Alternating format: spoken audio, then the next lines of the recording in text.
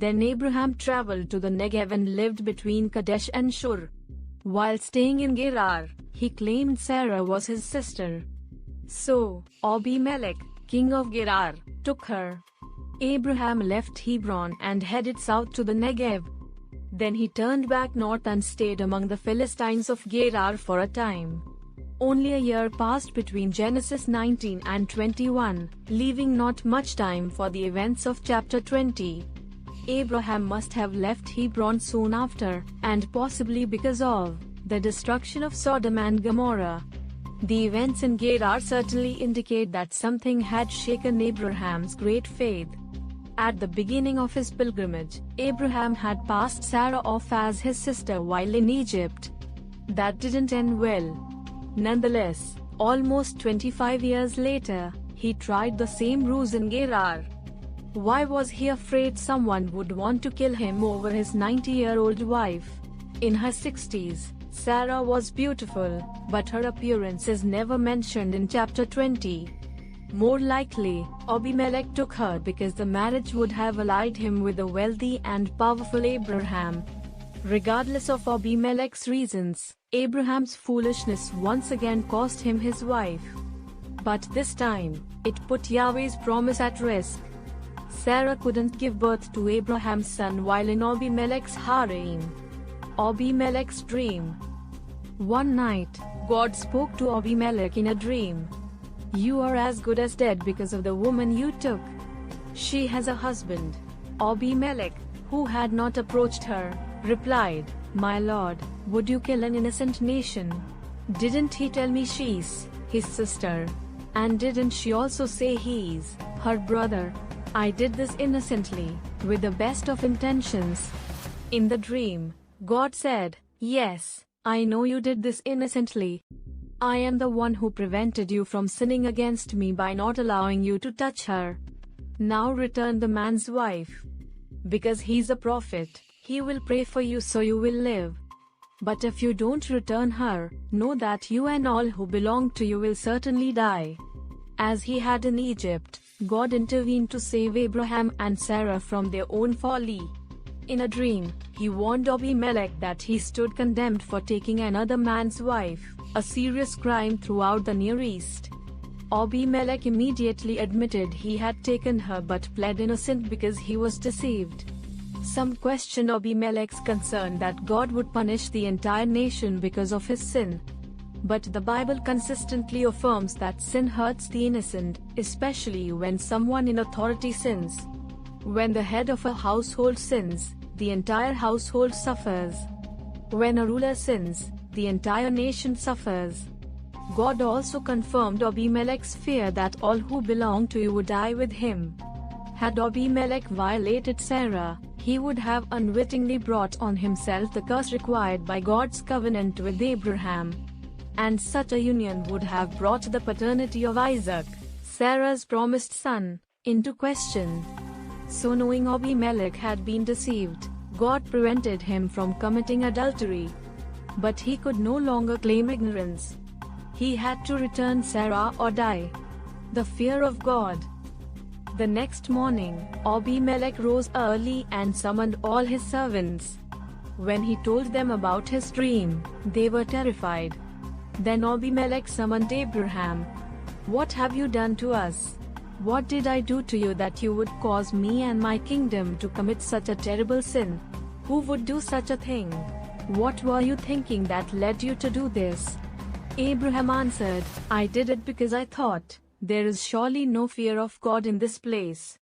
Like Abraham, and in contrast to Lot, Abimelech obeyed God's command promptly.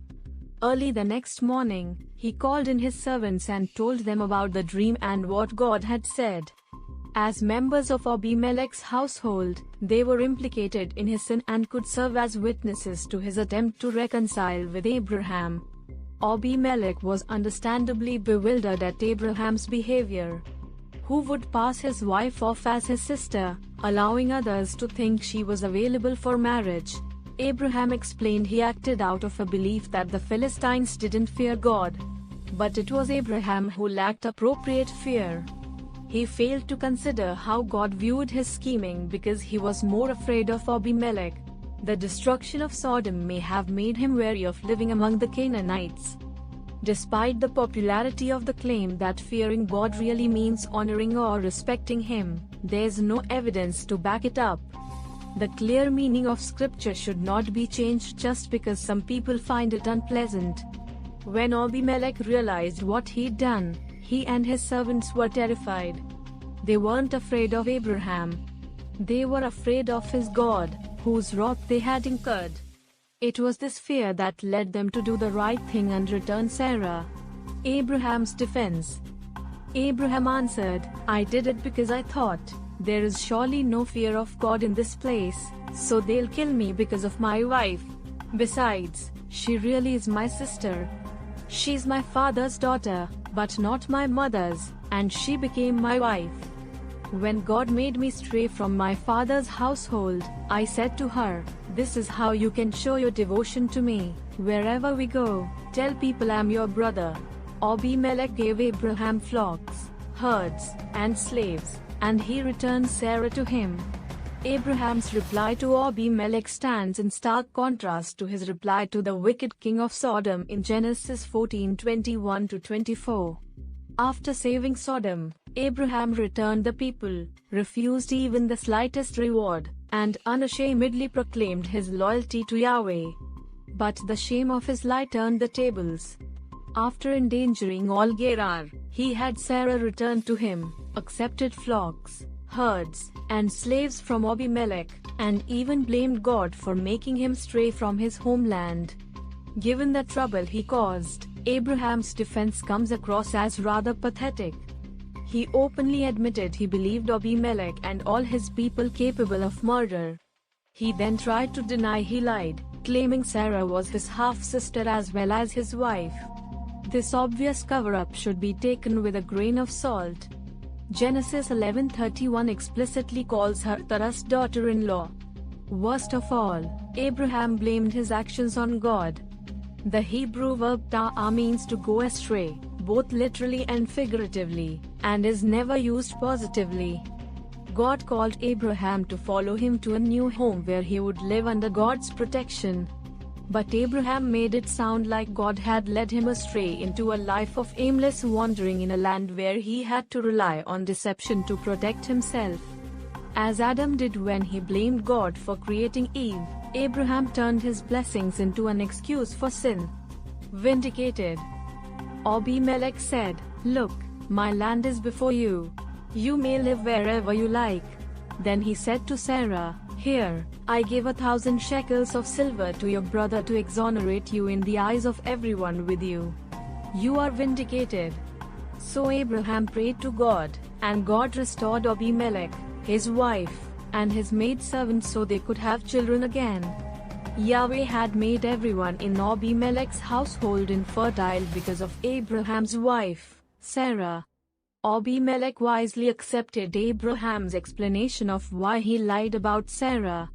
Whether or not what Abraham said was true, Abimelech did not want to risk further angering his God. He even called Abraham Sarah's brother to show the matter was closed, and probably to get in one last sarcastic barb. One positive aspect of Abraham's defense is his admission that he was the one who asked Sarah to lie. She was not to blame. She had submitted to her husband's wishes with no intention of committing adultery. Abimelech also vouched for her, giving Abraham 1,000 shekels of silver, a substantial amount of money, as a guarantee that no adultery had taken place and Sarah was innocent of wrongdoing. This guarantee would soon prove vital. Just a few months earlier, God had promised Sarah would give birth to Isaac around this time next year. Sarah would soon realize she was pregnant, and she may have already been in her first trimester when taken into Abimelech's harem. Had adultery occurred, it would have been impossible to prove Isaac was Abraham's son. Once again, God intervened to protect his promise from a serious threat. To protect Sarah's womb, he closed the wombs of all the women in Abimelech's household. When Abraham prayed, God released them from the curse of infertility. Thank you for watching this video.